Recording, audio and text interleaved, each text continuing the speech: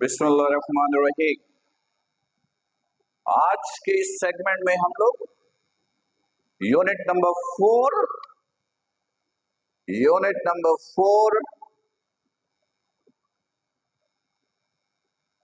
जिसका टाइटल है circular and rotational motion, उस यूनिट से रिलेटेड 3 इंपॉर्टेंट पॉइंट्स पे डिस्कशंस करेंगे। Number 1, angular displacement.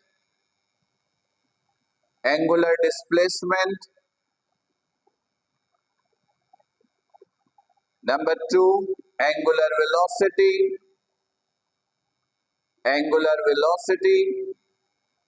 and angular acceleration, right? यानी आज हम लोग इन 3 पॉइंट्स की मीनिंग क्लियर करेंगे ताकि सर्कुलर मोशन, रोटेशनल मोशंस को आसानी से हम लोग पढ़ सकें। तो सबसे पहले देखिए, सर्कुलर मोशन तो मालूम है, when a body moves in a circular path, when a body moves in a circle, then motion of the body is called circular motion. Rotational motion, circular motion में टेक्निकली माइनर सा फर्क है, वो हम बाद में डिस्कस करते हैं कि वो क्या फर्क है। फिलहाल सिर्फ सर्कुलर मोशंस को ध्यान पे रखिए कि motion in a circular path, motion in a circle, उसको कहेंगे सर्कुलर मोशन। सही है, उसी से रिलेटेड ये 3 पॉइंट्स हैं। इनको समझने के लिए पहले तो ये समझिए कि एंगल क्या होता है। एंगल का जो वर्ड है ये है क्या, what is angle? How will you define the word angle? देखिएगा, when two lines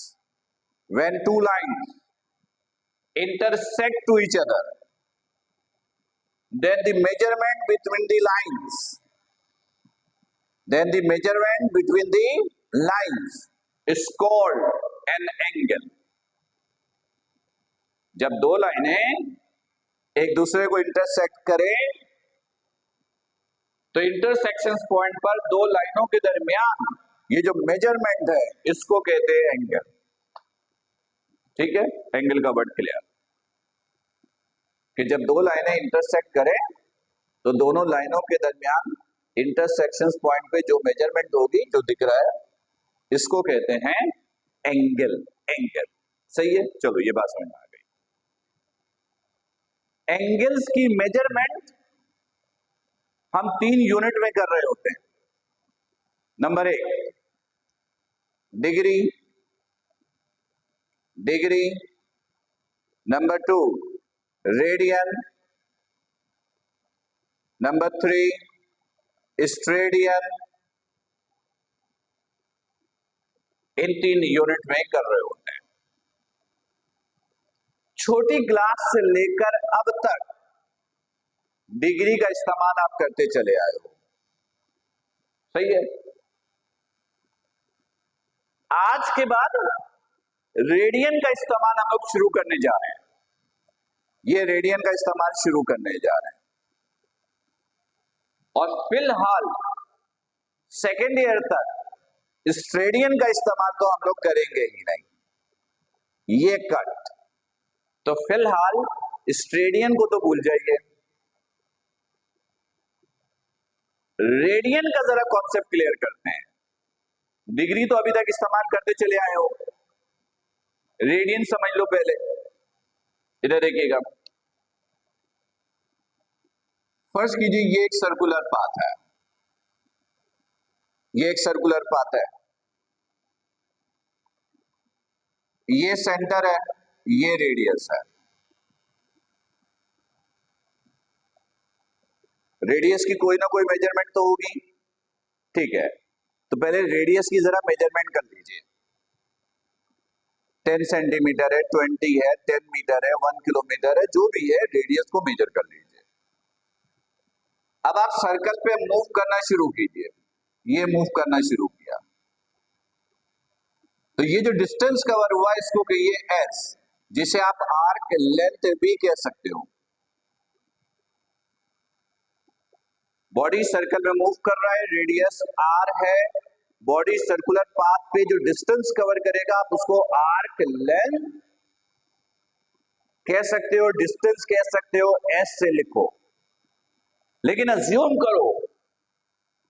करो कि s और r आपस में इक्वल हो गया, s और r आपस में क्या हो गया, बराबर। बॉडी ने सर्कुलर पाथ पे उतना ही डिस्टेंस कवर किया जितना सर्कल का रेडियस था। अगर रेडियस 10 मीटर है तो अज्यूम करें कि बॉडी सर्कल में 10 मीटर का डिस्टेंस कवर किया, s और r इक्वल। जब डिस्टेंस यानी आर्क लेंथ और रेडियस आपस में इक्वल हो जाए तो ऐसी सिचुएशन में जो सर्कल के सेंटर पे ये एंगल बनता है, इस एंगल को कहते हैं 1 रेडियन।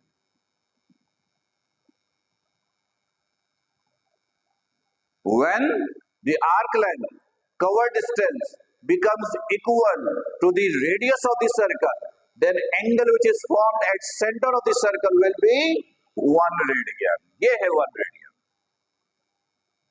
यानी जब s और r बराबर है तो एंगल ये 1 रेडियन है।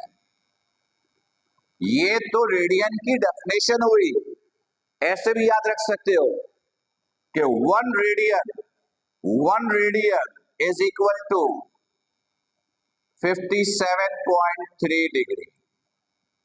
1 रेडियन इक्वल होता है किसके, 57.3 डिग्री के। मतलब रेडियन बड़ा यूनिट है और डिग्री छोटा यूनिट है। यहां तक clear?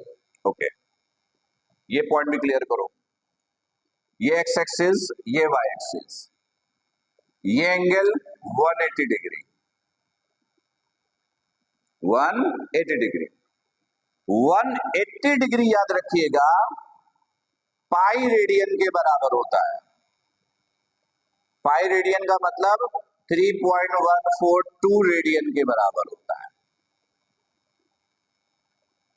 180 degree is equal to pi radians means 3.142 radians, right. अच्छा, अब अगर सिचुएशन ऐसी है,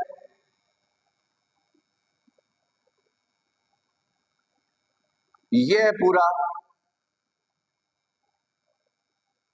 मैंने खुद आगे करके दिखाया है, मतलब ये घूमकर ये मैंने आगे शो किया। जब ये पूरा पाथ कंप्लीट करे तो एंगल कितना हो गया, 360 डिग्री। कितना हो गया, 360 डिग्री। याद रखिएगा 360 डिग्री को आप 1 रोटेशंस कहते हो। 1 रोटेशंस को आप 1 रिवोल्यूशंस भी बोलोगे, और 1 रिवोल्यूशन जो है वो 2 पाई रेडियन के बराबर होता है। किसके बराबर होता है, 2 पाई रेडियन के। When body completes a complete rotation, 1 rotation, 1 revolution, it means angle is 360 degree, which is equal to 2 pi radian. Clear? चले, रेडियन का वर्ड भी क्लियर हो गया। अब एक और पॉइंट क्लियर करें, इधर देखिएगा, ये सर्कल है, ये सेंटर है, ये रेडियस है। बॉडी मूव करके यहां से यहां, दिस इज एस, ये एंगल थीटा, ये एंगल थीटा। बॉडी जरा आगे मूव कर जाए तो एस इंक्रीज तो थीटा भी क्या होगा, इंक्रीज। एस और इंक्रीज तो थीटा और इंक्रीज, तो एस और थीटा एक दूसरे के क्या हुआ, डायरेक्टली प्रोपोर्शनल। एस और थीटा एक दूसरे के क्या हुआ, डायरेक्टली प्रोपोर्शनल। इस साइन को हटाओगे, इजिकल कांस्टेंट, यहां पे कांस्टेंट क्या है, ये रेडियस, ये कांस्टेंट है, this is r, this is theta.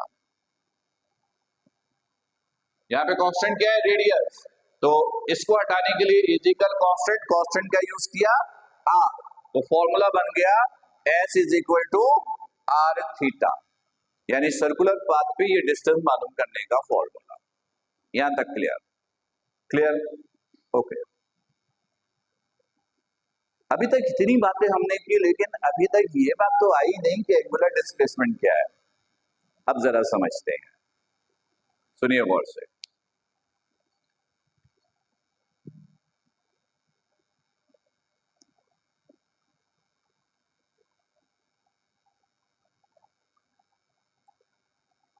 इधर सुनिएगा, ये सर्कुलर पाथ है, सही है, ये सेंटर है, ये रेडियस है, बॉडी मूव करके यहां पर, ये एस है, ये थीटा है। जब कोई बॉडी सर्कल पे मूव करे, सर्कल पे मूव करे, तो सर्कल के सेंटर पे जो एंगल बनता है, अगर वो एंगल रेडियन में है, तो उस एंगल को, उस मेजरमेंट को कहते हैं angular displacement. When you will measure angle in radian, then angle is called angular displacement. फिर समझिए, जब कोई बॉडी सर्कल में मूव करे, तो सर्कल के सेंटर पे जो एंगल बनेगा, वो एंगल अगर रेडियन में मेजर करते हो, तो उस एंगल को ही क्या कहते हैं? Angular displacement. When a body moves on a circular path, then angle which is formed at center of the circle, and if this angle is measured in radian, then it is known as